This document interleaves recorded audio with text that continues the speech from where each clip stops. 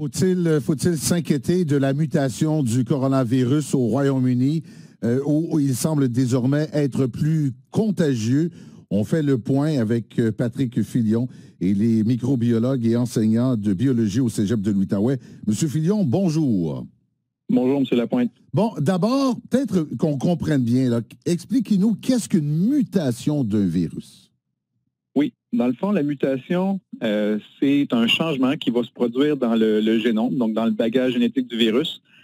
Et cette mutation-là peut entraîner des changements au niveau soit de la structure du virus ou de l'efficacité de certaines enzymes qu'il possède. Donc, ça peut affecter divers aspects du virus. Puis là, dans ce qu'on voit présentement avec le virus qui a muté au Royaume-Uni, ce sera un changement au niveau de sa transmissibilité. Donc, ce virus-là semble être plus facilement transmissible d'une personne à l'autre. Comment un virus peut être plus transmissible? C'est-à-dire que, là, on parle, exemple, de base, on dit toujours 2 mètres, port du masque, laver les mains. S'il est plus transmissible, est-ce que ça veut dire qu'il faut avoir des mesures sanitaires encore plus élevées? Il faudra peut-être faire attention. Puis là, pour l'instant, le virus ne semble pas être arrivé ici. Mais la transmissibilité, dans le fond, c'est que le virus peut, par exemple, entrer plus facilement dans nos cellules ou peut-être qu'il va affecter des cellules qui sont dans les voies respiratoires supérieures.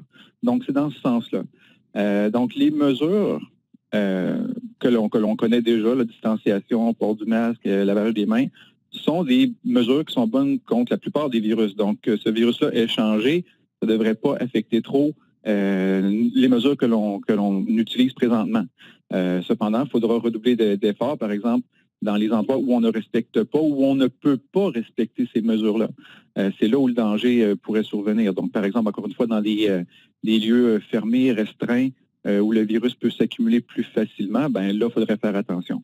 Mais pour l'instant, les mesures que l'on a en place sont quand même suffisantes si elles sont bien appliquées. Bon, là, M. Filion, on dit que la bonne nouvelle, parce qu'on cherche des bonnes nouvelles dans les mauvaises nouvelles, on dit que la bonne nouvelle, il ne ferait pas plus de victimes, en tout cas. Ça, est-ce qu'on peut considérer que c'est la bonne nouvelle de cette mauvaise nouvelle? Plus de victimes en sens que plus de décès, là, il n'est pas nécessairement plus grave. Pas plus grave, mais on s'entend que si là, le même niveau de virulence, là, la même dangerosité, puis il est plus facilement transmissible, je n'irais pas jusqu'à dire justement comme les épidémiologistes ou certains épidémiologistes du Québec là, que c'est une bonne nouvelle. Je veux dire, généralement, quand un virus se transmet facilement, il est moins dangereux. Parce qu'un virus, dans le fond, son objectif, c'est de survivre. Donc, plus il se transmet facilement, plus sa survie est assurée. Donc, si le virus tuait ses hôtes rapidement, le virus mourrait avec nous. Donc, pour l'instant, s'il a la même virulence, c'est pas nécessairement une bonne nouvelle parce que, bon, c'est le même virus ou presque, mais il se transmet plus facilement. Puis, vous voyez la situation présentement. Le virus, affecte quand même beaucoup de gens. Les hôpitaux sont quand même surchargés. Donc, sans dire que c'est une bonne nouvelle, la situation, je pense pas qu'elle serait nécessairement pire. Mais il faut surveiller ça, c'est ça. Puis, effectivement, si le virus s'avère peut-être moins virulent puis qu'il se transmet plus vite, bien ça pourrait être une bonne nouvelle parce que les gens pourraient peut-être avoir des symptômes qui seraient moins graves. Et à ce moment-là, ça deviendrait peut-être plus, sans dire que ce serait juste un rhume commun, là, parce que quand même, les rhumes communs sont dus à 30% par des coronavirus. Donc, c'est pas quelque chose qui est nouveau. Oui. Mais pour l'instant, je dis pas que c'est nécessairement une bonne nouvelle, mais il faut surveiller ça, puis on va espérer que la situation évolue dans le bon sens. Dans le fond, ce qu'il faut espérer, c'est que, en tout cas, il est plus transmissible, c'est ce qu'on nous dit. S'il est plus transmissible, il va falloir qu'il soit moins virulent parce que, comme vous dites, nos réseaux de la santé sont déjà surchargés. S'il faut en plus qu'il y ait plus de gens qui contractent le coronavirus puis qu'il y a des gens qui doivent absolument aller à l'hôpital, là, ça risque d'être solidement problématique. Oui, si on se rend là, pour l'instant, encore une fois, je ne veux pas semer la panique. Non. Pour l'instant, c'est ce qu'il faut surveiller. Mais normalement, OK, puis là, on parle hypothétiquement, normalement, un virus qui se transmet plus rapidement est moins virulent. Donc, si c'est effectivement le cas, peut-être que si on fait le dépistage, on va voir plus de cas, on va en détecter plus, mais il y aurait moins de gens qui se rendraient à l'hôpital. Donc, c'est dans ce sens-là que ça peut devenir une bonne nouvelle si ça s'avère un virus moins virulent. Mais pour l'instant, on n'a pas ces chiffres-là encore. Mais oui, il se transmet plus facilement. La plus belle chose qui pourrait arriver, dans le fond, M. Filion, à la planète, c'est que ce virus-là devienne plus transmissible et s'affaiblisse, qu'on puisse passer vraiment à autre chose. Parce que quand on regarde ça, la lumière semble loin au bout du tunnel. Là. Ouais. Il y a quand même les vaccins là, qui arrivent. Donc, si, ça c'est une autre chose aussi, il ne faut pas que la mutation ou les mutations, parce que probablement qu'il y en aura d'autres, il ne faut pas que les mutations affectent l'efficacité des vaccins. Donc, si les vaccins sont encore efficaces, que le virus devient moins virulent, eh bien oui, la lumière, on va l'avoir de plus près. Là. Il faut avoir espoir. Puis éventuellement, même si le virus évolue au point où le vaccin est peut-être plus efficace, bien, ça pourrait devenir comme un vaccin comme la grippe où on l'aurait là, de façon annuelle. Ou biannuel, là, quelque chose de genre. Ça serait une belle nouvelle. Vous dites qu'il risque d'en avoir d'autres mutations, M. Fillon. Comme j'ai échoué mon cours, moi, en biologie au cégep, qu'est-ce qui fait qu'un virus comme ça là, passe d'une évolue, évolue tout simplement dans sa vie? Oui. C'est plate, c'est malheureux à dire. Là, puis vous auriez dû suivre mon cours, vous auriez réussi. Je n'étais pas là. Mais j'écoute votre voix, vous êtes trop jeune pour moi. Je n'étais pas là, je suis sûr. Oui, mais les mutations, c'est malheureux, mais c'est aléatoire. Donc, l'image que je donne souvent, là, c'est si vous recopiez vous-même, par exemple, 1000 fois la même phrase, avec la fatigue et tout, à un moment donné, vous allez faire des erreurs. Donc, le virus se reproduit des milliers de fois par cellule qui l'infecte. Eh bien, son génome, okay, son bagage génétique il va y avoir des erreurs qui vont entrer dedans. Puis ces erreurs-là, parfois, vont être mortelles pour le virus, fait que tant mieux pour nous. Mais parfois, ces mutations-là vont entraîner juste un petit changement qui va faire en sorte, justement, qu'il est peut-être soit plus transmissible, plus virulent ou moins virulent. Donc, c'est aléatoire. C'est comme un peu la loto virale. Okay. Donc, on espère piger les bons numéros là, pour avoir des virus qui sont moins dangereux pour nous. Là. OK, je lisais, en parlant de cette nouvelle souche-là, on dit que la nouvelle souche est hors de contrôle, mais l'autre souche est-elle sous contrôle? Sérieusement, M. Fillon? Non, c'est ça me faisait un sourire, rire jaune. Là.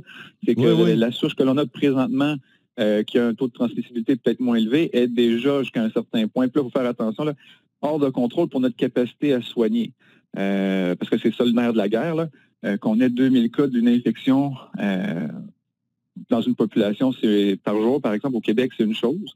Si on faisait le même relevé pour le rhume commun des dernières années, on aurait eu peut-être des dizaines de milliers de cas par jour, mais on ne se rend pas à l'hôpital pour ça. C'est ça. Là, le problème, c'est qu'on a 2000 cas par jour, mais qu'il y a de plus en plus de gens qui vont à l'hôpital, qui sont hospitalisés quelques jours, qui vivent même bons soins intensifs. Donc là, c'est ça le problème, c'est qu'on a un virus qui est hors de contrôle pour notre capacité à soigner.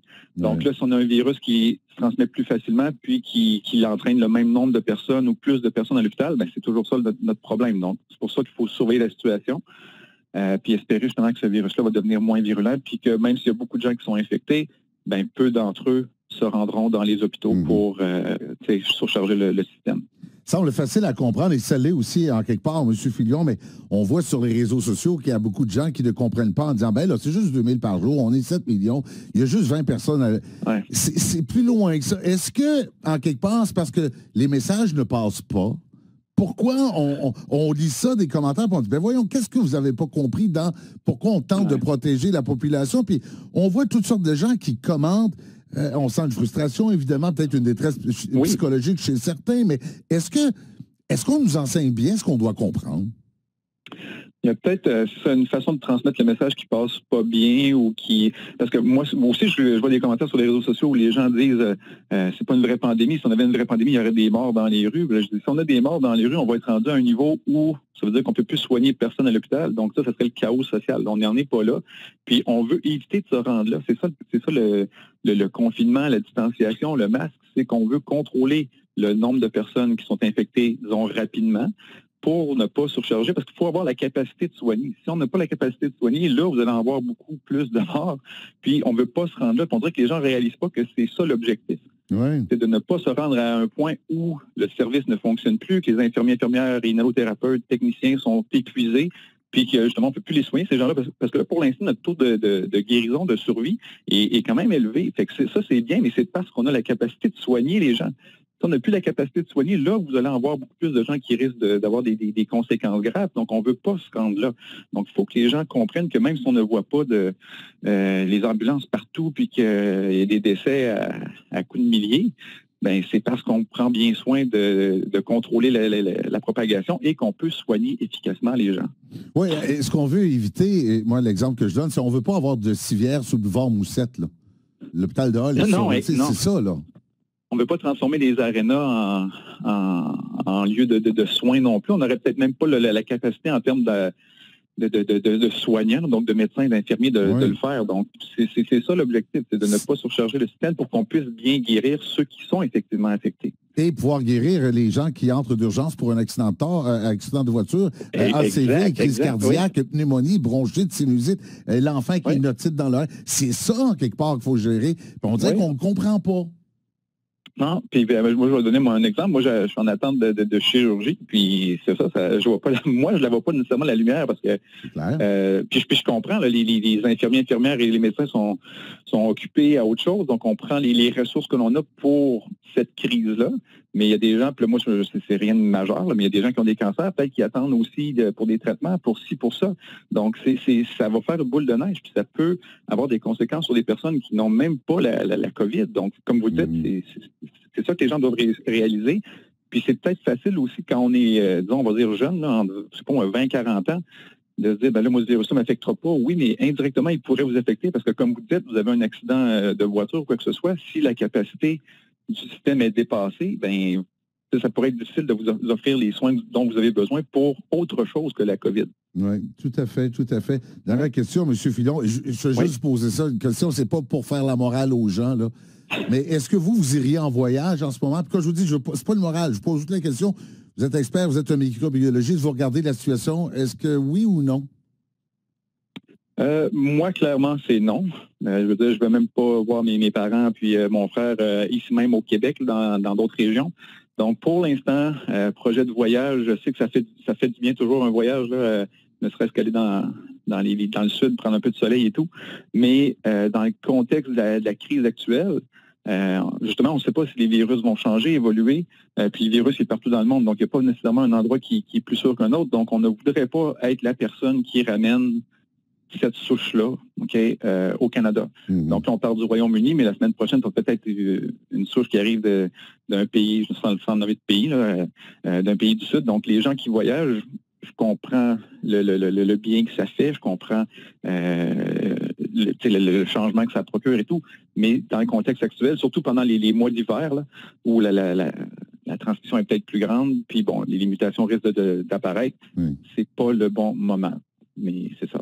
On est encore un pays libre, donc, mais il faut faire par conscience. Il faut le faire pour nous, pour les autres. OK. Très intéressant. Un gros merci d'avoir pris le temps de nous parler ce matin, M. Fillon. C'était un grand plaisir. Bonne journée. Merci. Bonne journée à vous. Patrick Fillon est microbiologiste et professeur de biologie au Cégep de l'Outaouais.